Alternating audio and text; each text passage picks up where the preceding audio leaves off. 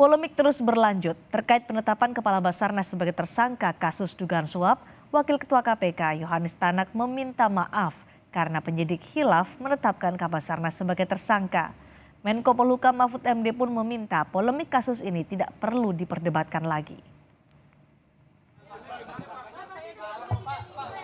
Menko Polhukam Mahfud MD meminta polemik kasus dugaan suap di Basarnas antara KPK dan Puspom TNI tak perlu diperdebatkan lagi. Di akun Instagramnya, Mahfud MD menulis, yang penting masalah korupsi yang substansinya sudah diinformasikan dan dikoordinasikan sebelumnya kepada TNI harus dilanjutkan dan dituntaskan melalui pengadilan militer. Mahfud menyebut perdebatan tentang hal ini di ruang publik jangan sampai menyebabkan substansi perkaranya kabur sehingga tak berujung ke pengadilan militer. Sebelumnya, Komandan Puspom TNI Marskal Muda Agung Handoko mendatangi gedung KPK terkait penetapan Kepala Basarnas Marskal Madya Henry Alfiandi sebagai tersangka kasus dugaan suap di Basarnas. Usai pertemuan, Wakil Ketua KPK Yohanes Tanak minta maaf pada TNI karena penyidik KPK hilaf saat penetapan tersangka anggota TNI. Yohanes Tanak menyebut seharusnya jika ada anggota TNI yang terjerat kasus, maka harus ditangani TNI. Kami paham bahwa tim penyelidik kami mungkin ada kehilafan, ada kelupaan bahwasanya manakala ada melibatkan TNI harus diserahkan kepada TNI, bukan kita yang tangani, bukan KPK. Atas kehilafan ini kami mohon dapat dimaafkan. Namun melalui keterangan tertulis yang diterima Kompas TV, Ketua KPK Firly Bahuri menyatakan kewenangan KPK dalam mengkoordinasikan proses hukum. Pasal 42 Undang-Undang KPK, Komisi Pemberantasan Korupsi berwenang mengkoordinasikan dan mengendalikan penyelidikan, penyidikan, dan penuntutan tindak pidana korupsi yang dilakukan bersama-sama oleh orang yang tunduk pada peradilan militer dan peradilan umum. Sementara itu, Komandan Puspom TNI Marskal Muda Agung Handoko menegaskan, terkait kasus ini, penyidik TNI akan menangani secara transparan. Panglima sangat kecewa karena kenapa korupsi masih terjadi di lingkungan TNI. Jadi itu yang perlu ditegaskan dan Panglima sangat komit dengan masalah penegakan hukum, khususnya korupsi. Dalam proses penyelesaian untuk prajurit TNI yang terlibat permasalahan ini, kita dari penyidik dan aparat hukum di lingkungan TNI akan melaksanakannya dengan transparan.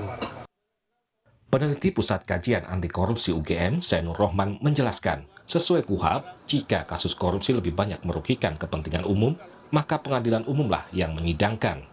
Sebaliknya, jika banyak kerugian yang dialami militer, maka pengadilan militer yang menyidangkan. Jadi seharusnya KPK sejak awal membuat tim gabungan, ya, penyidikannya dilakukan bersama-sama antara penyidik KPK dan dari Puspom TNI. Ya. Kemudian demikian juga nanti di dalam proses penuntutan dan persidangan. Nah, di dalam KUHAP itu ada satu norma yang menarik menurut saya. Kalau kasus korupsinya itu lebih banyak merugikan kepentingan umum, maka peradilan umumlah yurisdiksi yang tepat untuk menyidangkan. Tetapi jika kerugiannya timbul lebih banyak kepada militer, maka peradilan militer yang menyidangkan.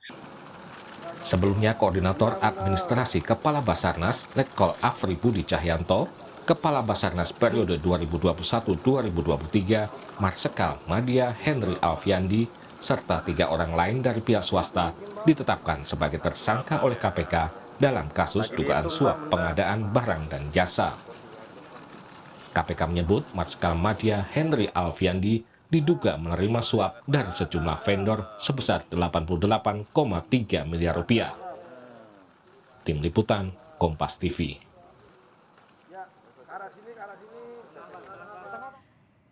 Pernyataan Wakil Ketua KPK Yohanes Tanak yang menyebut penetapan Kepala Basarnas sebagai tersangka adalah kekhilafan penyidik KPK. Hal ini menuai polemik Benarkah penetapan tersangka itu melanggar hukum? Lalu bagaimana fungsi koordinasi pemberantasan korupsi menurut undang-undang? Kami bahas bersama Wakil Ketua Komisi 3 DPR RI fraksi Gerindra Habibur Rahman.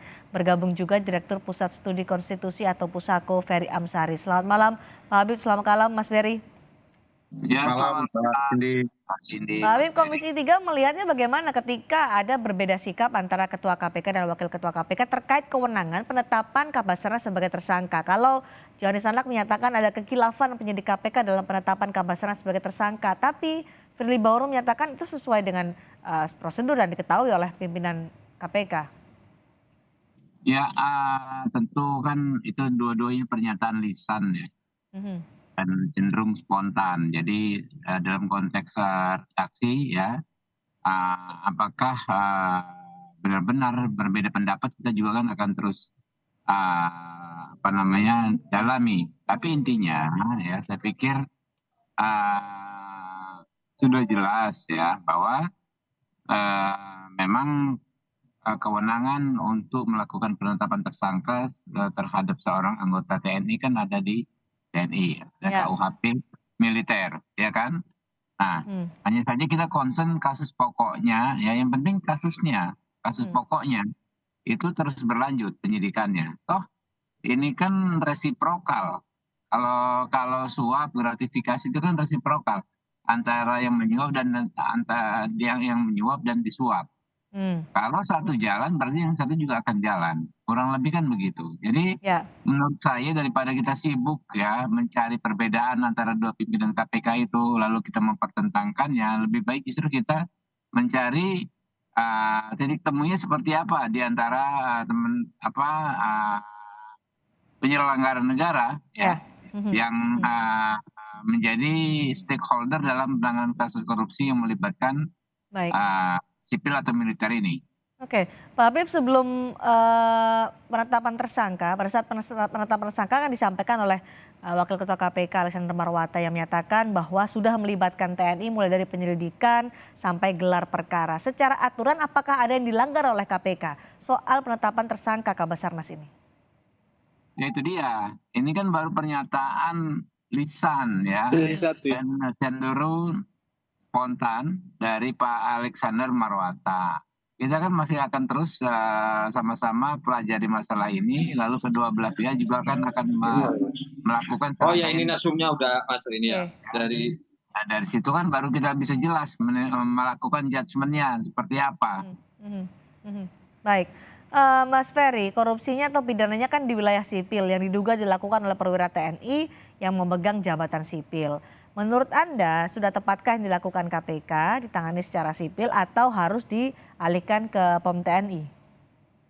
Ya, secara ketentuan pasal 42 Undang-Undang KPK ya, itu terang sebenarnya bahwa KPK itu berwenang mengkoordinasikan dan mengendalikan. Kalimatnya mengendalikan proses penyelidikan, penyidikan, dan penuntutan perkara yang korupsinya melibatkan dua ranah ya, militer dan sipil.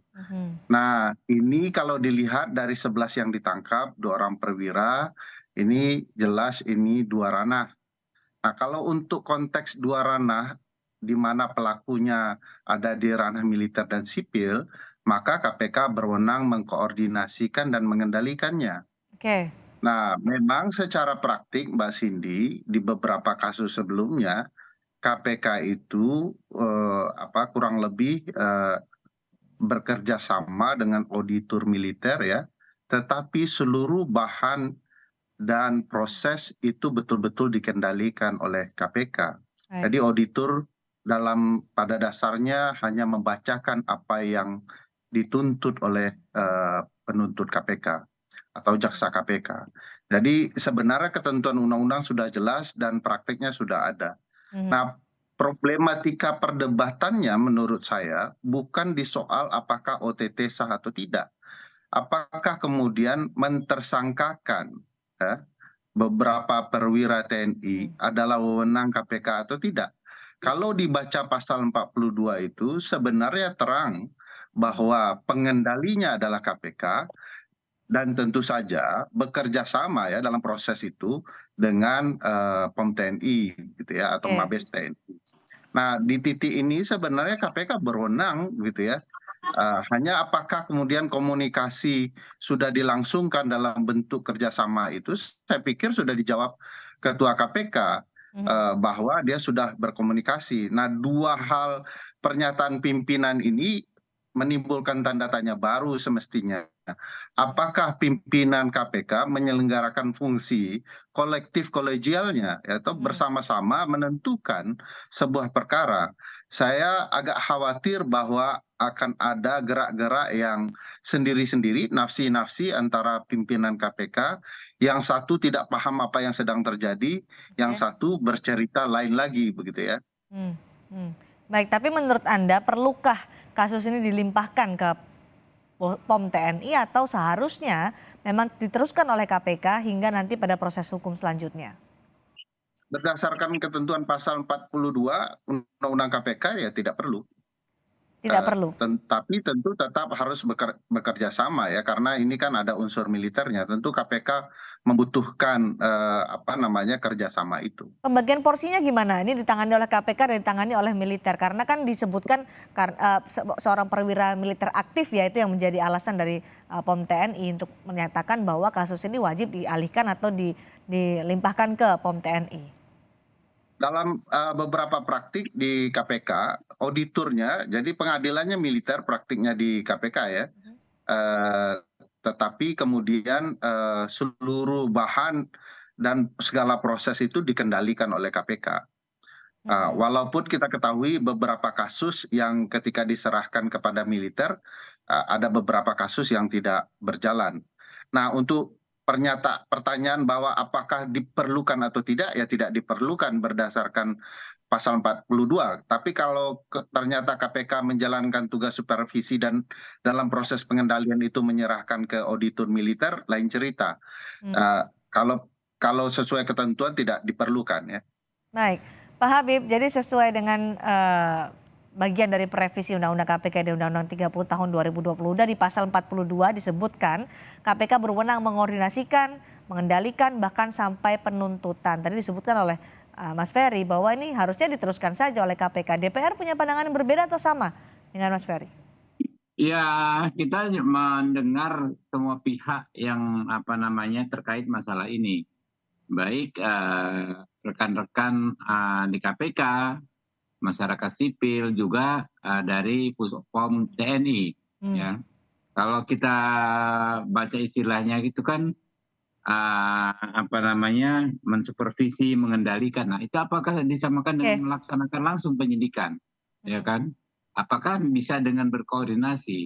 Nah, saya pikir kita nggak perlulah mempertentangkan ini dulu, ya. Yang penting ini yang harus dijamin itu kasus ini diusut, ya.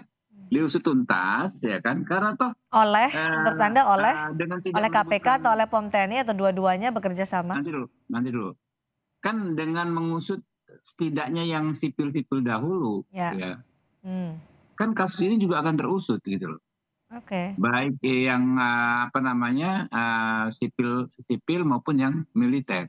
Seperti itu yang paling penting ini kasusnya lanjut dulu, gitu kan? Harus dipastikan itu dulu, gitu. Baik, untuk memastikan kasus ini lanjut dulu, menurut Anda Mas Ferry, apa yang harus dilakukan untuk bisa menghindari praktik impunitas juga? Ya, pertama kan di dalam konsep pemidanaan atau hukum acaranya itu, kalau dalam konteks peradilan umum, ada jaksa yang mengendalikan penyelidikan, penyidikan, dan penuntutan. Disebut dengan dominis litis, begitu ya. Nah, dalam perkara extraordinary seperti tindak pidana korupsi, berbasis kepada pasal 42 tadi, maka dominis litisnya berada di KPK melalui jaksa-jaksa KPK. Jelas dan terang bahwa proses penyelidikan, penyidikan, dan penuntutan itu dikoordinasikan dan dikendalikan oleh KPK. Jadi sebenarnya ini wewenangnya KPK karena ada keterlibatan militer, maka bekerja samalah dengan militer. Tetapi tetap fungsi supervisi dan pengendaliannya atau koordinasi itu berada di tangan KPK, sehingga ada ruang menghilangkan nuansa semangat korups ya di titik tertentu, dan di titik yang lain tentu saja sebagai militer dibutuhkan kerjasama karena ada pimpinannya ya. Kalau pimpinannya memerintahkan, maka tentu saja militer sebagaimana lumrahnya militer akan tunduk dan patuh kepada atasan. Nah, ini yang diperlukan kerjasamanya oleh KPK. Tetapi untuk urusan pengendalian tetap itu terang benerang di dalam ketentuan pasal 42 itu mengenai hal tersebut. Baik, terima kasih pandangan Anda Mas Ferry, Pak Habib dalam diskusi soal polemik terkait dengan penetapan tersangka Kabasarnas di KPK. Terima kasih. Oke.